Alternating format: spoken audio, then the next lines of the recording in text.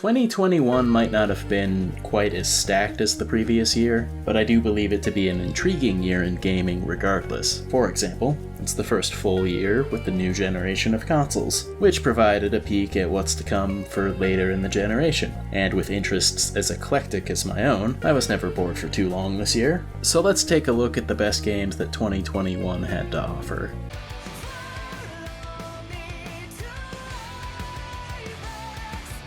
Death's Door was one of the standout games shown at E3 2021 for me. It had a cool vibe and appeared to be some sort of isometric beat-em-up, similar to something like Bastion. Lo and behold, it is in fact an isometric beat-em-up, with some pretty clear influences from the 2D Zelda games informing the level design.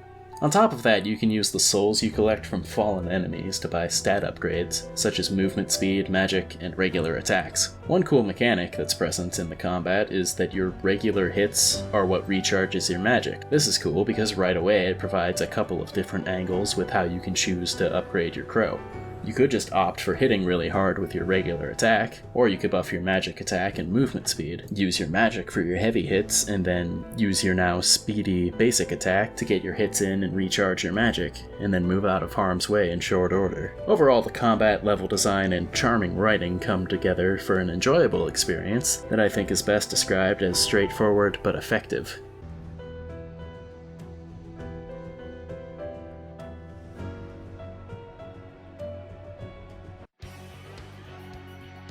The world of Persona 5 has just become comfort food to me at this point. There was enough distance between my Royal playthrough and starting Strikers that when I heard Beneath the Mask start up for the first time in this game, it made me smile like an idiot. Strikers takes a slightly different approach to its gameplay than the other couple of Musou games I've played. Rather than being a massive army battle in an open field, Strikers has more of an encounter-based, lightning-quick skirmish feel to its gameplay. Don't get me wrong, there are still sections in which you fight the larger groups, but most of the battles can be finished almost as quickly as you start. I actually like this approach too. It makes sense for the Phantom Thieves to single out smaller groups and dismantle them before they know what hit them. Each of the characters were fun to control in their own right. Joker, Yusuke, and one of the later additions were among my favorites to control.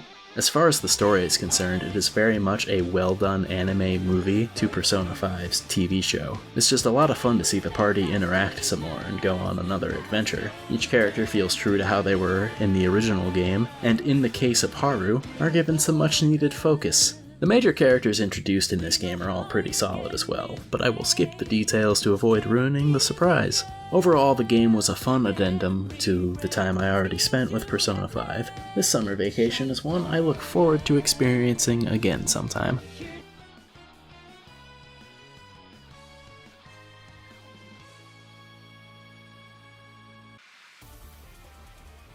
My first thought when I saw the trailer for Scarlet Nexus was, this kind of reminds me of Astral Chain, but it seems like it has the potential to be better.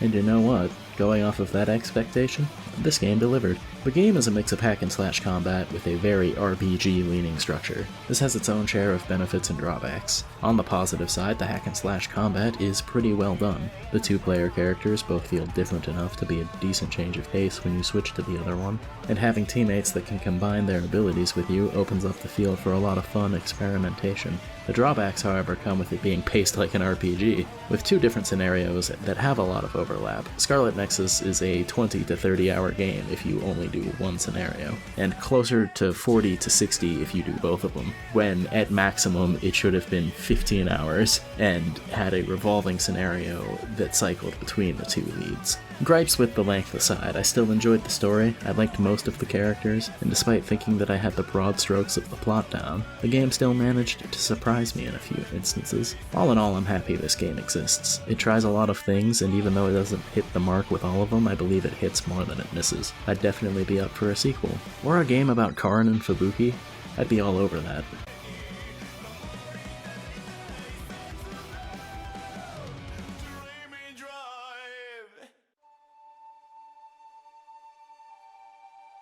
Kena Bridge of Spirits is really cool.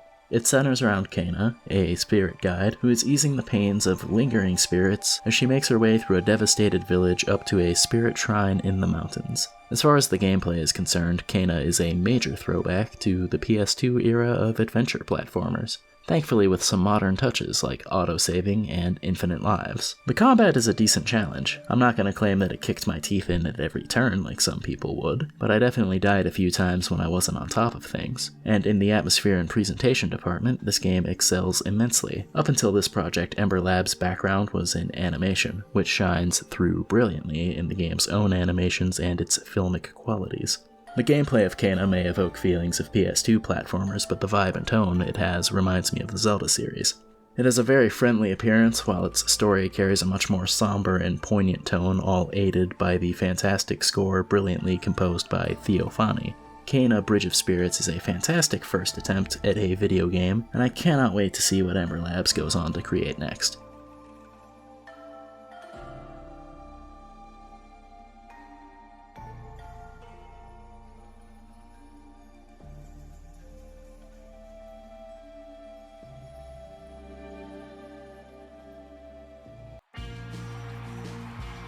Life is Strange True Colors is everything I enjoyed about the first game, turned up to 11. This game follows the story of Alex Chen moving to the town of Haven Springs to reunite with her estranged brother. Before she even has time to get settled in, some chicanery unfolds, and Alex finds herself trying to unravel a crazy mystery with the help of her new friends and her empathy powers.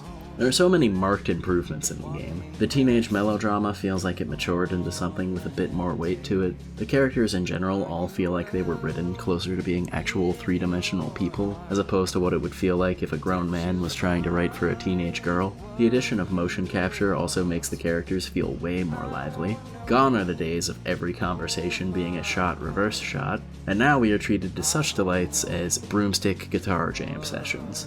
The setting of Haven Springs is another winner. When games like this create a setting that I enjoy existing in and interacting with, they manage to hook me quite easily. Haven Springs is a mining town with a lot of history, small enough to make it feels like everybody knows everybody. When you pair that with an incredible cast, Alex and Steph being my two favorites, by the time I was done with the game, the main street of the town had a pleasant air of familiarity to it. The story of True Colors is probably the best I've seen in a game like this. The very endearing cast took me through an emotional roller coaster of a plot, with an excellent portrayal of themes like guilt, lies of convenience, and how damaging it can be to turn away from the truth buried underneath, and just wanting a place to belong.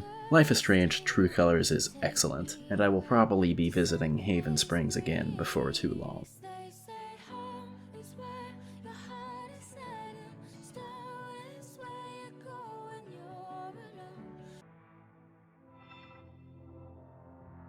Returnal is the first truly next-gen feeling game I had the pleasure of playing this year. Returnal puts you in the role of Celine, a space explorer, following a distress signal called the White Shadow. She crash lands on Atropo, a constantly changing planet, and from there she has to constantly relive her death and repeat the cycle while trying to locate this signal. Returnal is a great example of a studio trying something new while still maintaining the spirit of what they are good at. Housemarque is known for pretty straightforward, high-action, arcade-style games, and while Returnal may be bigger in scope, its action is still as fast and frantic as ever, as well as immensely satisfying. On top of just the moment-to-moment gameplay being really good, the systems that all work together when you're doing the runs make it a really solid experience. The parasites and weapon traits would really change the complexion of a run for me sometimes. It all comes together to create this really addicting loop of building yourself up to beat the boss of the biome that you're currently on, and then attempting to survive long enough to see the boss of the next biome, and then, eventually build yourself up to beat that one. The production value of the game is really solid, too. All of the enemy designs look otherworldly and intimidating, the environments have a decent amount of variation, the haptic voodoo present in the DualSense controller is really cool. I definitely just stood around in the rain for a while just to witness my controller mimic the rainfall. And in the time since I've played the game, they patched in the ability to save in between runs, so if you do decide to pick this game up, there's an extra level of convenience for you to enjoy. Altogether, seeing something as good as Returnal at the beginning of a new console generation makes me rather hopeful for what we can see in the future.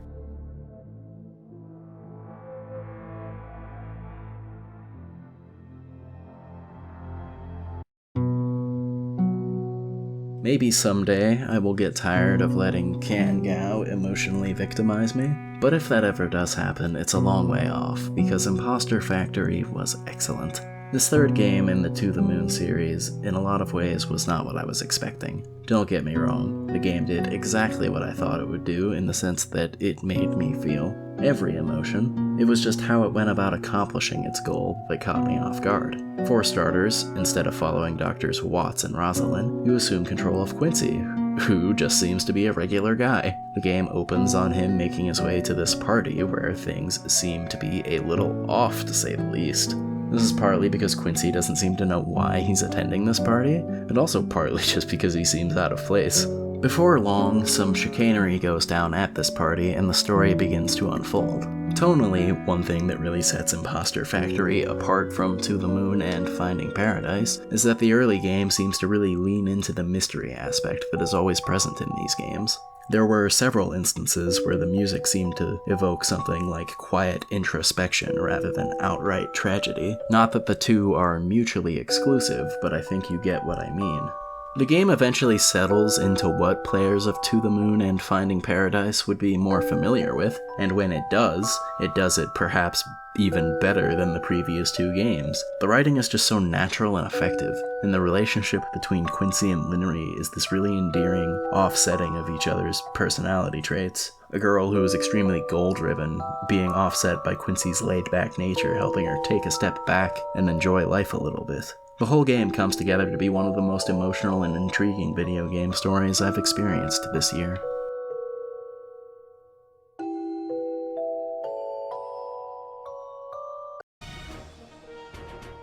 After nearly 20 years since Metroid Fusion, we got a brand new 2D Metroid game in the form of Metroid Dread. I've only recently gotten properly into the series when I played Super Metroid a couple of years ago, but this announcement had me jazzed up as well. After seeing how well Super held up, I was excited to see what they could bring to the table with Dread, and oh man did it deliver. Samus feels as great as ever to control. The 360-degree aiming is fantastic. The melee counter is easy to pull off, but extremely satisfying. There are a few other modern touches that are nice, like the map marking things off for you when you see them, and generous checkpointing. The game keeps things fresh with a steady stream of power-ups as you progress. Seriously, like every button on the controller gets a use. And yeah, while it can be a lot to remember, it's also nice to have everything you need just be one button press away. The boss fights in this game are fantastic, with the melee grab sequences being a standout feature in all of them that has some of the best moments for Samus to shine as the unflappable space warrior that she is. Atmospherically, this game knocks it out of the park. I've always respected that Metroid is not a horror game, but absolutely could be if it wanted to. A large contributor to the tension this time around is the usage of the Emmy robots. They are a very persistent one-shot kill pursuit enemy that look as imposing as their ominous beeps and boops sound, at least until you get the parry timing down. After I did that, I was out here like, I'm fucking invincible! It was great. The pendulum swung from total helplessness to absolute power, and it was all because of my own skill. The animation work in this game is fantastic. It shines most prominently in the cutscenes. Samus's body language every time she's faced with one of the bosses is just top-notch. The story itself is still mostly portrayed through environmental happenings, but when the game does take a second for cutscenes, you know it's gonna be important. To the game's credit, even though I wouldn't call the story a narrative masterpiece by any means, the way it intertwines with the gameplay and cranks up the intensity in the final couple of hours makes for a wonderful crescendo of a finale. There were several moments that made me smirk like a dork, so I can only imagine how someone who's been a longtime fan of the series felt.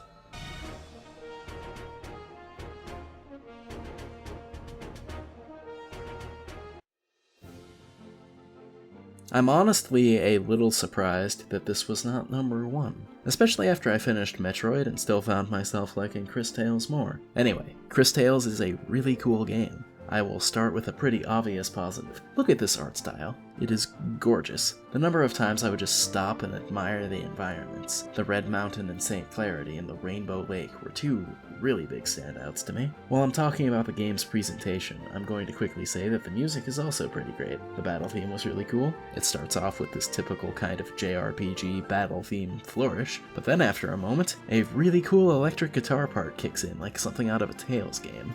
The gameplay is a turn-based system with timed button presses for extra damage. That on its own is done about as well as you can do it, but what sets this battle system apart from the other RPGs is the time crystal mechanic. Essentially, you can throw enemies into the past or future depending on what part of the screen they are on, and you are given a number of fun ways to utilize this mechanic, such as casting a water spell on metal to make it rust, or fast-forwarding the effects of being poisoned to do all the damage at once. The time crystals also come into play when you're exploring. In every new town, you get to view the past, present, and future all simultaneously. This makes for some neat, albeit pretty simple puzzle solving, but more importantly, it gives a pretty solid visual indicator that what you do matters. Stopping to help the street musician can change the course of his life, and seeing that happen tells you more than any little prompt in the corner ever could.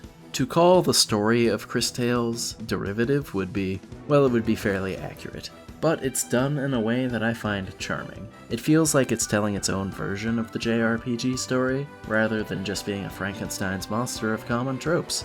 The shining point of the story is definitely the cast. Crispell is so earnest and endearing that even a nice guy hater like me did not have it in me to dislike her, and she goes through a pretty solid amount of character development as well. Christopher is a great foil for Wilhelm, and has a good motivation for doing what he does. And Wilhelm himself is really great. Him being an ages-old mage trapped in the child's body could have been really easy to screw up. They could have easily just made him come off as bratty, but he has just as many moments of wisdoms to back up when he gets more standoffish. That core trio has a dynamic that remains fun throughout the entire game, and the characters that come into the fold as the game progresses are also quite entertaining. Cris Tales accomplishes its goal of being a throwback RPG impeccably. It made me feel similar to how I did playing a new Final Fantasy game for the first time when I was younger. But it managed to capture this sense of wonder and excitement without feeling like a carbon copy of those influences. It learned from the past to make something wonderful for the present.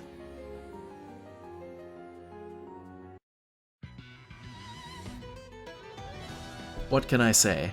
When an RPG hits, it hits. Tales of Arise is fantastic. I don't really know where to begin with this game. I played and loved Tales of the Abyss several years ago at this point, but for whatever reason, I never really made time to play the other ones. Even though I know that it was very likely that I would enjoy them quite a bit. I even nearly filed this game into the I'll get to it when I get to it pile, but I am so glad that I didn't. The combat in this game is, from what I can tell, a departure from how Tales combat usually is. Tales of Arise takes a more full-on action RPG approach. The face buttons are your special move, while R2 is your standard attack. You also get a set of skills for when you're in the air as well. Each of the 6 party members are fun to control, or helpful to have in the group in their own right. I found myself playing as Alphen for most of the game. I really enjoyed the risk-reward playstyle he had with the blazing sword skills at his disposal. The 2 biggest positives going for this combat system is that it was quick and satisfying. Most of the regular fights would be done in a matter of a minute or 2. And even during the longer encounters, the combat is engaging and visually satisfying enough to never outstay its welcome. Talking about the combat leads me nicely to my next point. The music in this game is stellar. Listen to this combat theme. That violin shreds. While the battle music is the standout song in the game to me, it's not the only one that is great. The anime opening theme is also a jam. The first dungeon song sounds like something I'd hear in Dark Cloud, and many of the other area themes all change suitably to reflect the environment and the society that you're exploring. The story of Tales of Arise is an interesting one. The setup goes, there are 2 planets, Dana and Rena. Rena is a much more advanced society than Dana. So about 300 years before the events of the game, the Renans descended upon Dana and enslaved the population. The events of the game kick off when Alphen, the protagonist, breaks free of his enslavement upon meeting Xion, the other lead character. Xion is a Renan woman who wants to kill the 5 Renan lords for reasons that aren't specified much until later. She enlists Alphen's help because he can't feel pain and therefore can make use of the blazing sword that Xion stole. Together they set off to bring down the oppressive Renan society, to free Dana, as well as fulfilling Xion's seemingly less altruistic personal motives. What I like about this story is that as it goes on, it deconstructs the whole notion of fighting the oppressive society. It doesn't just stop at Danon's good, Renan's bad, and then throw a parade when the Five Lords are killed. The game goes out of its way to acknowledge things like the Danons who turn on each other, and the logistical ramifications of uprooting a regime that's been in place for over 300 years, and it manages to pull this off all in a way that's for the most part not too heavy-handed.